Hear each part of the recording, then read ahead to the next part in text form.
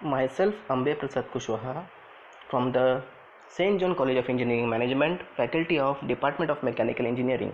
Today I am here to discuss about the topic called as an Introduction to Computational Fluid Dynamics and why you should choose the Computational Fluid Dynamics for your 7th semester department level elective subject. Now, why we need a CFD, that is a Computational Fluid Dynamics? Because we have to use the computer to solve the fluid dynamics problem, because we live in the world where the fluid is everywhere. Everything in this world is surrounded by a fluid and it interacts with the fluid except the vacuum, because there is no fluid. Fluid means what? Liquid plus gases, means everything. Take an example of a human body, take an example of infrastructure, train, bus, car, animal, thing, insect that fly, everything is in this world interact with the fluid. So the study of fluid dynamics comes into the picture.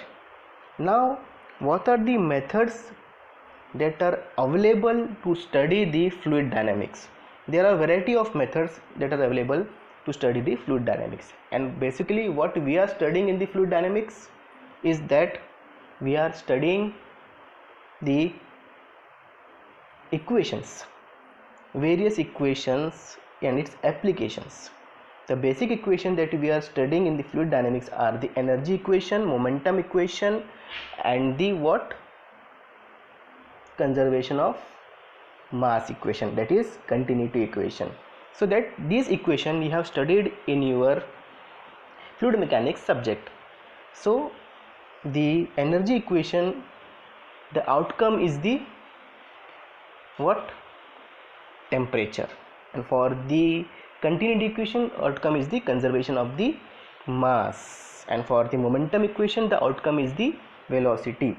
So these three equations that we are going to study in the computational fluid dynamics, and the basic that we are going to study is that many of us are dealing with this software called as an ANSYS Fluent, but most of us don't know the physics behind the ANSYS Fluent software.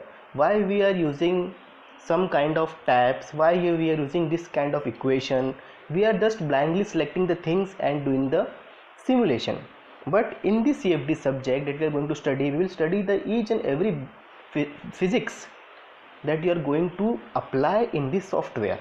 What are the CFD, what are the CFD methods, what are its application, its comparison with the analytical method, its comparison with the experimental methods, what are the kinds of mesh that we are generating, what are the mesh generation techniques, what are the laminar flow equations, what are turbulence modeling, its equation, Reynolds average Navier-Stokes equations, modeling equations, heat transfer phenomena, fluid flow phenomena, heat conduction, radiation, convection, diffusion. All these things we are going to study in the subject called as a CFD, because in the future career, if you are choosing CFD as a what? Your mainstream, then you should know the physics.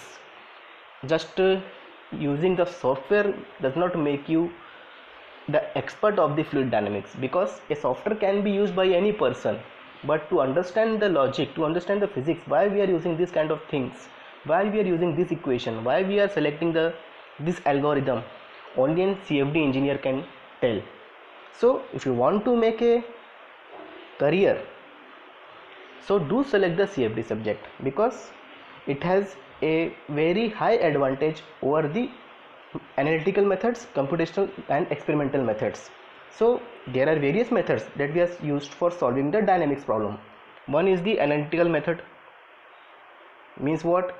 These analytical methods is applicable only for the solving the simple cases, means very small problem. But if the problem is complex, you can't use the analytical methods, means use of the mathematical techniques.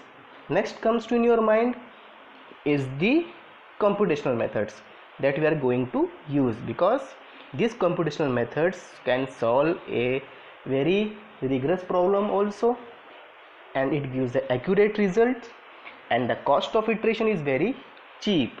But if it comes to the experimental methods, as you know, making an experimental setup is a time consuming, money consuming, and we don't know whether it will give the result or not. And if you want to do the n number of iteration, it definitely add up to your cost.